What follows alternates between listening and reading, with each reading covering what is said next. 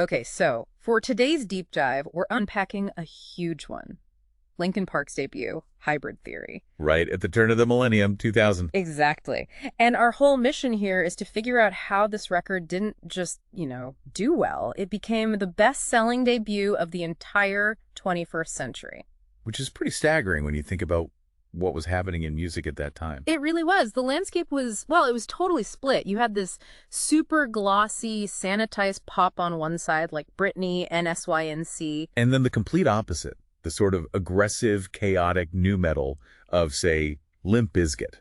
So the question is, how on earth did Linkin Park cut right through the middle of that schism? Well, the fascinating thing is, they kind of arrived as a calculated response to all that. Mhm. Nu metal was already getting this huge critical backlash. Sure. So Linkin Park didn't try to tear down the conventions. They refined them with this incredible, almost surgical precision. Polished it. They polished it. They took the noise and the angst and made it into this sonically pristine thing that anyone could connect with. But they definitely didn't start out that way. I mean, the origin story is so key here.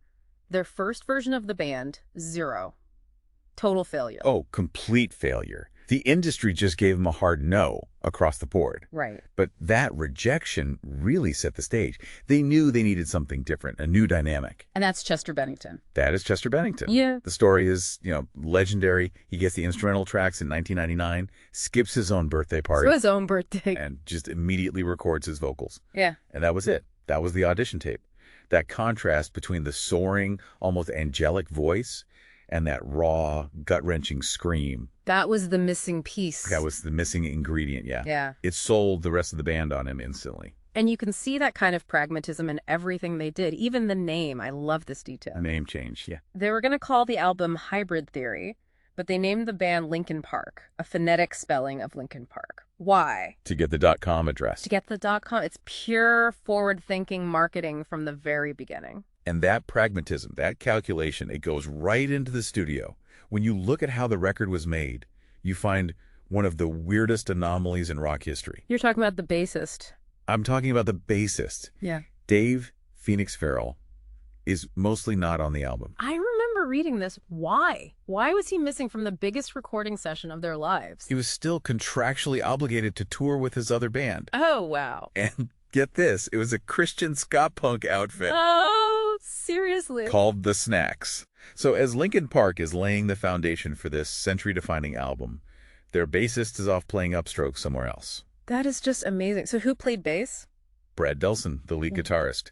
He stepped up and played bass on 7 of the tracks. Which probably explains a lot about the sound. It explains so much. It's a huge reason why the album is so tight, so guitar-centric, almost mathematically precise. So you have Mike Shinoda as the architect, right? Using Pro Tools to get that cut and paste precision. But then you have the producer, Don Gilmore. Ah, Gilmore, the disciplinarian. What was his big role in shaping the lyrics? He was absolutely ruthless.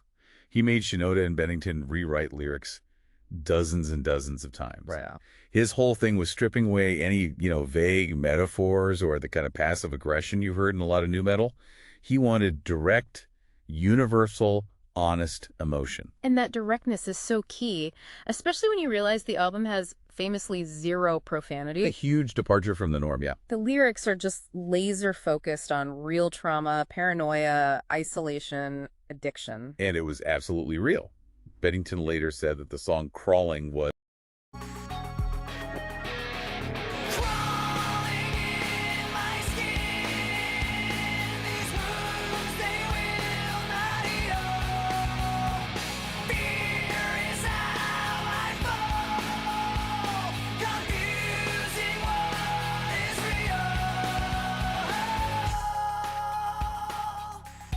and I'm quoting here, directly about his battle with crystal meth and alcohol addiction. And that raw honesty is what got them a Grammy. It is. It won them Best Hard Rock Performance. It proved this wasn't just, manufactured teen angst. It was a real psychological story. Even the cover art just nails this whole hybrid theory idea, doesn't it? You have the soldier. The soldier, representing the hard, aggressive, rhythmic elements.